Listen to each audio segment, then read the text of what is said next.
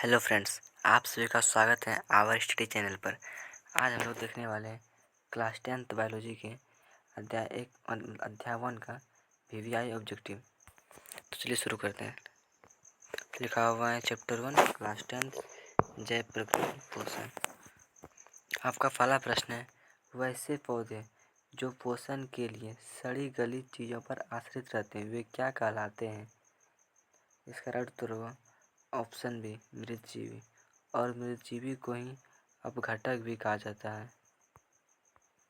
Next प्रश्न है, स्वपोषी भोजन के लिए आवश्यक है। स्वपोषी मतलब जो अपना भोजन स्वयं बनाता है, उसके लिए क्या क्या आवश्यक है? क्लोरोफिल भी आवश्यक है, सूर्य प्रकाश भी आवश्यक है, जल और कार्बन डाइऑक्साइड भी आवश्यक है। तो इसका राइट उत्तर होगा ऑप्शन डी, इनमें सभी। नेक्स्ट प्रश्न है, छोटी आंत की ग्रंथियों से निकलने वाला रस डैश कहलाता है। छोटी आंत से जो रस निकलता है उससे क्या कहते हैं? सॉरी यह मिस्टेक है, जठर रस होगा। नेक्स्ट है, वायुमंडल में कार्बन डाइऑक्साइड का कितना प्रतिशत है? इसका उत्तर होगा ऑप्शन बी 0.03%। नेक्स्ट है, प्रकाश संश्लेषण प्रक्रिया में निम्नलिखित में क्या नहीं होता है? पानी का टूटना, कार्बन डाइऑक्साइड का मुक्त होना, ऑक्सीजन का मुक्त होना, कार्बन डाइऑक्साइड का उपयोग होना। तो प्रकाश संश्लेषण में कार्बन डाइऑक्साइड मुक्त नहीं होता है क्योंकि कार्बन डाइऑक्साइड ग्रहण करता है। नेक्स्ट है, इनमें किसके द्वारा अमीबा भोजन का अंतर्ग्रहण करता है? अमीबा अपने कुटपाथ द्वारा भोजन का अंतर्ग्रहण करता है।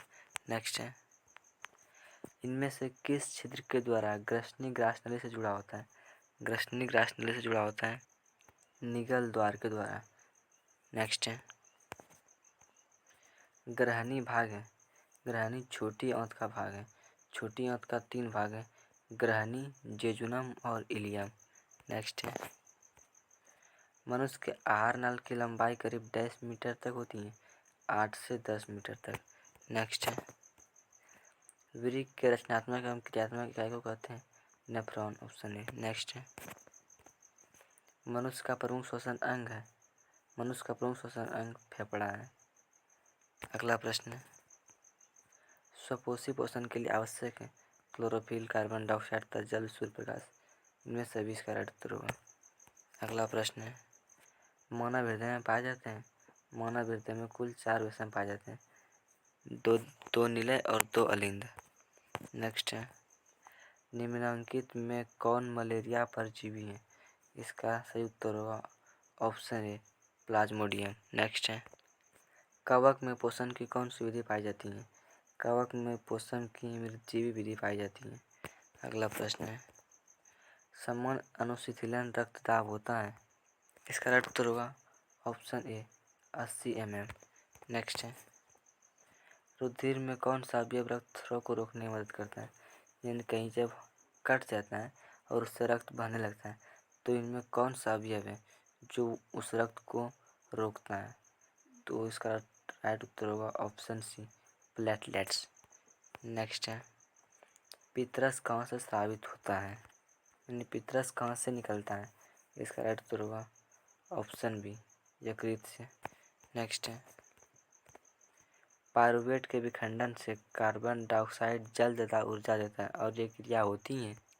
इसका राइट उत्तर होगा ऑप्शन बी माइटोकॉन्ड्रिया में। नेक्स्ट प्रश्न है, श्वसन का अंतिम उत्पाद है यानी श्वसन क्रिया के फलस्वरूप जो मुख्य रूप से बनता है वह कार्बन डाइऑक्साइड, जल और ऊर्जा। नेक्स्ट है, कार्बोहाइड्रेट, प्रोटीन तथा वसा के पूर्ण पाचन का स्थल निम्नलिखित में कौन सा है?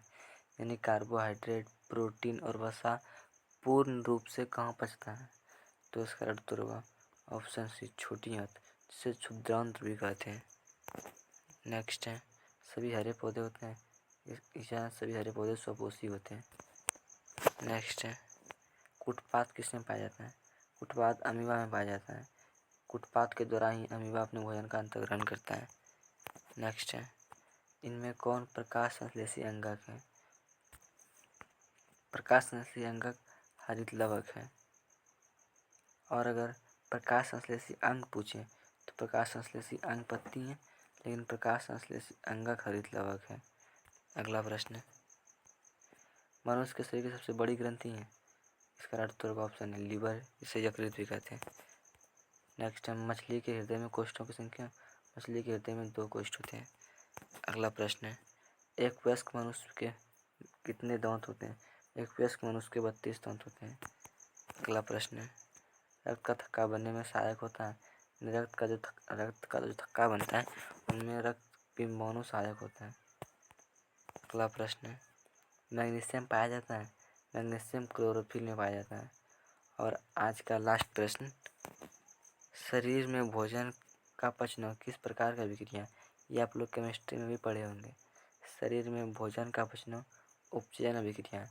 इसमें ऑक्सीजन का योग होता है और हाइड्रोजन यहाँ से हटता है। उम्मीद करते हैं आपको ये वीडियो बहुत अच्छा लगा होगा। Thank you.